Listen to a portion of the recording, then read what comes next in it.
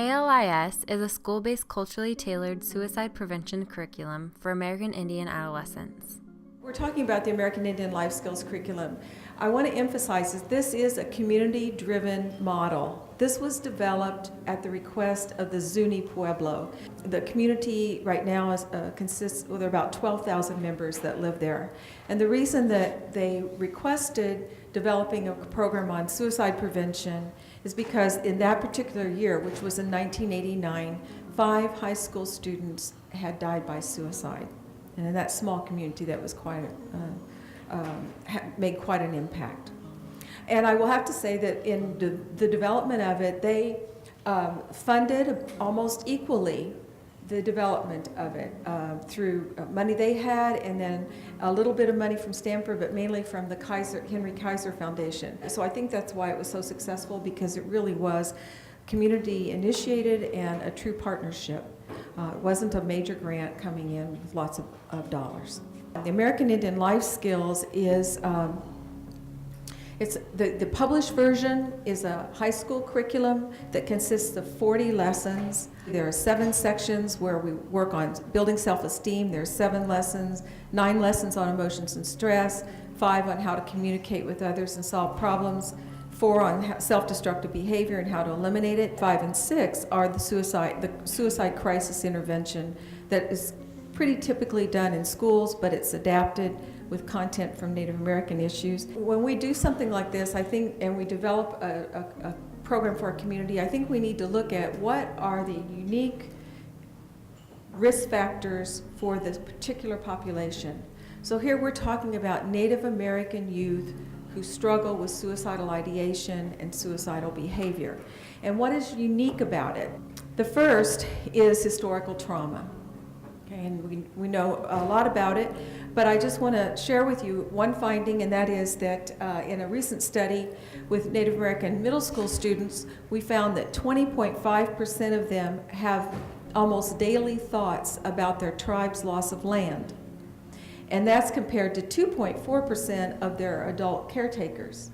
Another serious one is the impact of the boarding schools on the family structure, and that's of course connected to historical trauma. But we're talking about grandparents and parents who did not have the experience of daily parenting their own children, and then how does that impact the family system over time? And then another, I think, population risk factor, subpopulation risk factor is, of course, high rates of substance use. And that coupled with depression is, in our research, the deadly duo in terms of seriousness or the prediction of suicidal behavior. And then I must add this, because when I do a presentation, and particularly in Native communities, often elders will say that they feel a lot of it has to do with young people feeling spiritually bankrupt in terms and unclear about their identity. My name is Manny Lieres, and I have worked at the American Indian Child Research Center for over 10 years. This year we piloted the American Indian Life Skills program within our after-school program for students grades 6 through 8. And what we did is we took the curriculum, we had several sit-down meetings with Teresa and other staff members, our executive director and some of our other direct staff, and we talked about how to incorporate this program to our youth to make it more relevant, make it real to them. For all of our youth, they're first, second, third, fourth generation urban students. They've either been born and raised in the city of Oakland or other surrounding cities, or they came from their reservation several years ago when they were just little kids.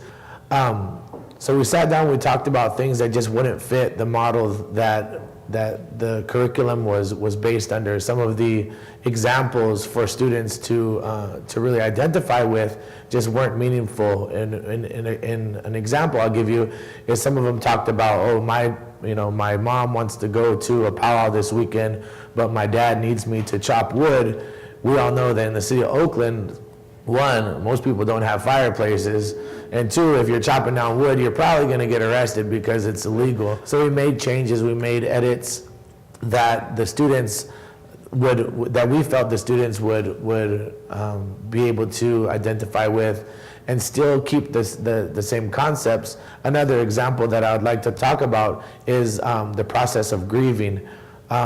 each tribe has different processes traditionally and different ceremonies that they would undergo within a reservation community if that was the practice of that particular family or if that was the practice of that particular tribe.